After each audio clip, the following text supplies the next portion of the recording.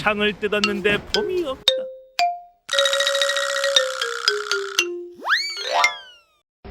이건 너무한 거 아니냐고, 씨.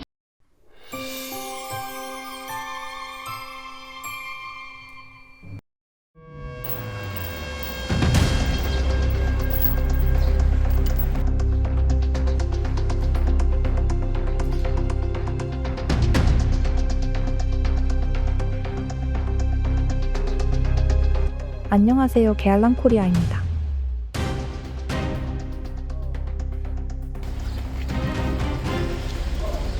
오늘은 서울 종암동의 오래된 단독주택 창호를 교체하러 왔습니다. 낮추고 낮추고 그대로 가야 돼. 수량은 많지 않고 2층의 전면 창호 3개만 교체할 예정입니다. 오케이 돌아 낮춰. 이날은 4월임에도 불구하고 온도가 26도까지 올라가서 많이 힘들었습니다. 오늘도 마찬가지로 게알란 S9000 시스템 창호와 유리를 먼저 반입하고 있습니다.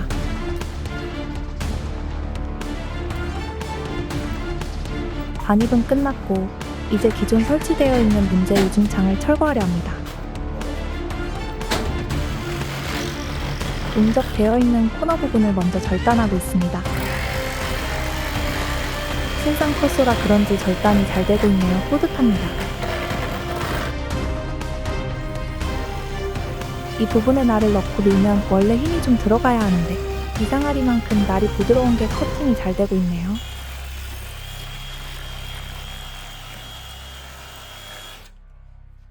그 이유는 충격적이었습니다.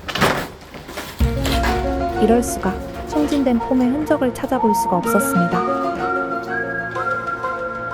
230mm 이중창의 안쪽과 바깥쪽 부분에만 폼이 살짝 묻어 있습니다.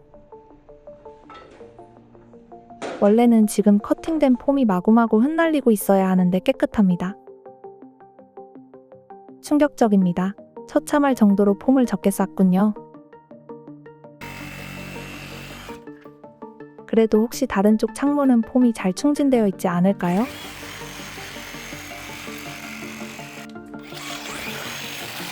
또 날이 아주 잘 들어가네요. 그럼 여기도 폼이 없는 걸까요?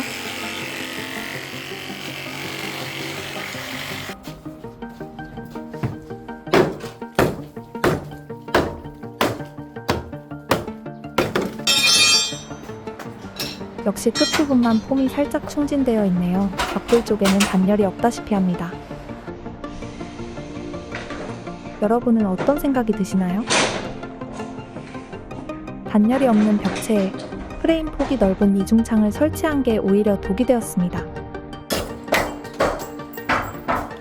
단열 처리를 안 한 부분이 이중창으로 인해 가려지게 되었고 특히 그 부분에서 엄청난 열 손실이 발생하여 겨울에 추운 집이 되었던 거죠. 다른 창도 철거 중입니다.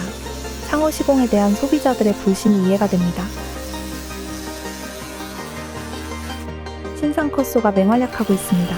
새로 산 보람이 있네요.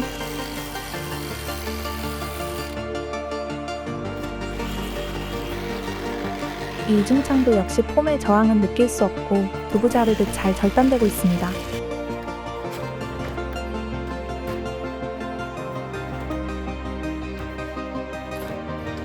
역시나 이 창문에도 폼이 안쪽과 바깥쪽에만 대충 충진되어 있습니다. 같은 창호업계로서 부끄러운 현장이 아닐 수 없네요.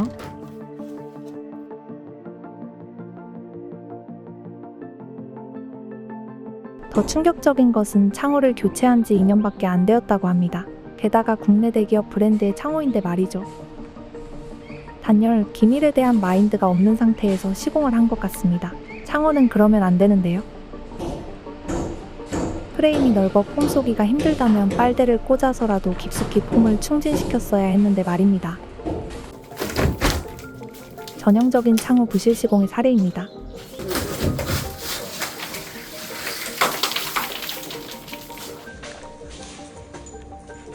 이렇게 시공하고 돈 받으면 부끄러운 거죠.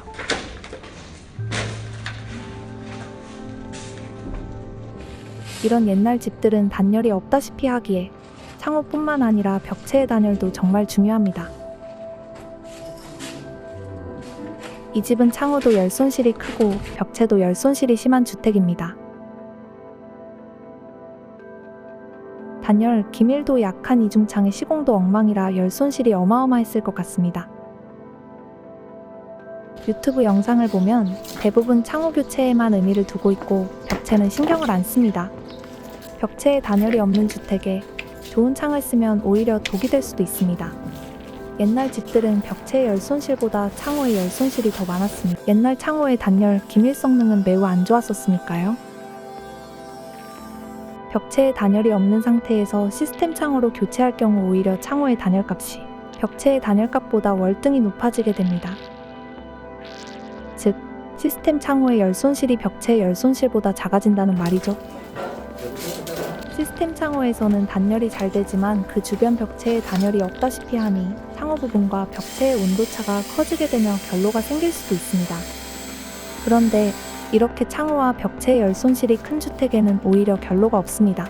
이유가 뭘까요? 이 현장처럼 벽체에 단열이 없고 일반 이중창도 단열 및 기밀이 안 되었을 경우 열과 습기는 대부분 이중창으로 배출되었습니다. 그러니 결로가 없었죠. 하지만 저희 계알란 창호처럼 단열이 잘 되는 창호를 설치하면 벽체의 단열값보다 높게 나와 결로가 생길 수 있습니다. 대부분 인테리어는 집 내부를 예쁘게 만드는 데 집중하지만 이 현장의 소장님은 단열 및 예쁜 인테리어, 이 두 마리 토끼를 다 잡으시는 스타일입니다. 그래서 벽돌 외부에 단열재 부착 후 스타코 시공을 할 거라고 얘기해 주셨습니다. 창호만 바꿔서는 단열의 의미가 없다는 걸 누구보다 잘 알고 계시니까요. 그럼 스타코는 뭘까요? 엄밀히 말하면 외단열 마감 시스템을 뜻합니다. 스티로폼의 베이스, 마감 코트, 메쉬 등 다양한 작업을 거치며 스타코가 되는 것입니다. 지금 이 옛날 주택의 상황에서는 비용도 절감하면서 단열도 강화할 수 있는 가장 합리적인 선택이 바로 스타코죠. 창호의 단열값을 높였다면 당연히 벽체도 단열값을 높여 두물성의 밸런스를 맞춰주어야만 내 외부 온도차로 인한 결로와 곰팡이가 안 생깁니다. 집을 예쁘게 꾸미는 것도 중요하지만 단열도 놓쳐서는 안 되겠죠? 지붕 단열도 같이 하면 좋을 텐데 아무래도 비용 문제 때문에 창호와 벽체 쪽만 강화하기로 하였다고 하시네요. 오늘 충격적인 이중창 철거를 보셨는데요. 이제 폼은 어떻게 충진시켜야 하는지 제대로 보여드리겠습니다. 폼 쏘기 전 왜 귀찮게 물을 뿌리는 걸까요? 물을 뿌리면 폼의 탄성력과 접착력이 증대되고 밀도가 높아져 기포 생성을 억제합니다. 그리고 경화가 빠르게 진행되어 후속 작업을 하기에 용이하죠. 또한 수달 플렉시 폼의 탄성력을 높여 PVC가 휘어지는 것을 방지하여 줍니다.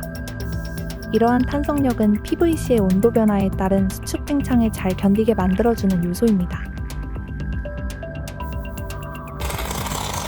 마냥 프레임 두께만 두껍다고 해서 단열, 기밀이 잘 되는 것은 아닙니다. 독일이 왜 단창을 3중일이 사용했었는지 생각해볼 필요가 있지요. 이중창에 비해 단창이지만 프레임 내부는 릭챔버고 3중유리 그리고 하드웨어 시스템이 가미된 계알란 S9000 시스템 창호가 단열, 기밀이 당연히 더 좋습니다. 프레임의 두께만 두껍다고 해서 절대 단열이 잘 되는 건 아닙니다. 오늘 영상을 통해서 잘 이해하셨을 겁니다.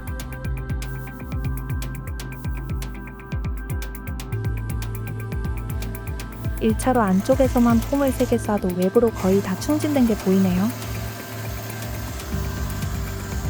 팽창력이 약한 저팽창 폼이라 외부에서 한 번 더 폼을 충진시켜줍니다.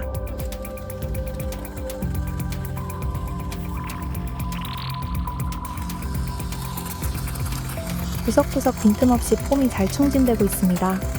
폼은 이렇게 쏴야 하는 거지요.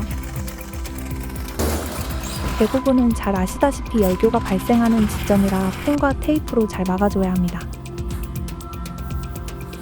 폼 충진은 창호 시공에서 중요한 과정 중 하나라 늘 꼼꼼히 충진하고 있습니다.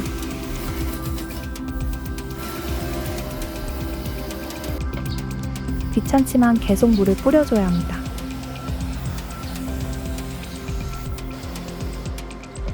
앞으로 일반 창호도 이렇게 물 뿌리며 폼 충진하면 좋겠습니다.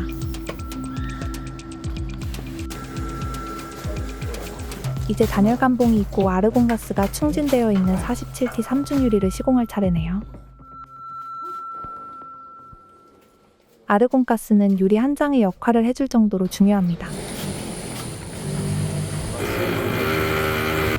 저방사 코팅 유리인 로이 유리가 맨 안쪽과 바깥쪽에 배치되어 있습니다.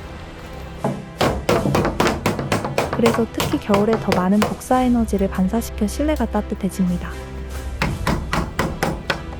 지비를 박아 유리를 고정시키고 있습니다. 게알란 S9000은 1mm 오차도 없는 프로파일이지요. 유리를 시공할 동안 폼은 이제 다 굳었습니다. 어느덧 마지막 과정으로 폼 커팅을 하고 외부 테이프를 부착할 차례네요. 외부에 스타코 마감을 할 예정이니 벽돌과 창태석에 기밀 테이프를 붙여도 됩니다. 창태석과 벽돌 모두 잘 붙습니다. 역시 독일 일부르게 M2508 테이프네요.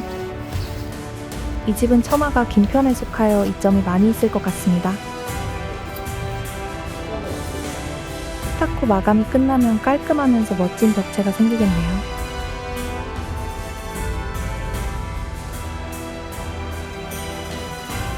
드디어 시공이 끝났습니다.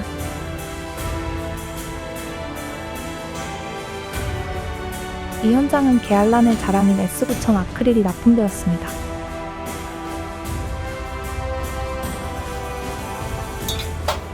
아무튼 이중창 때문에 창호 교체를 하면서도 씁쓸함이 남는 현장이었습니다. 지금까지 서울 종암동의 창호 교체 현장이었습니다. Gjalan. Inovația ca sistem.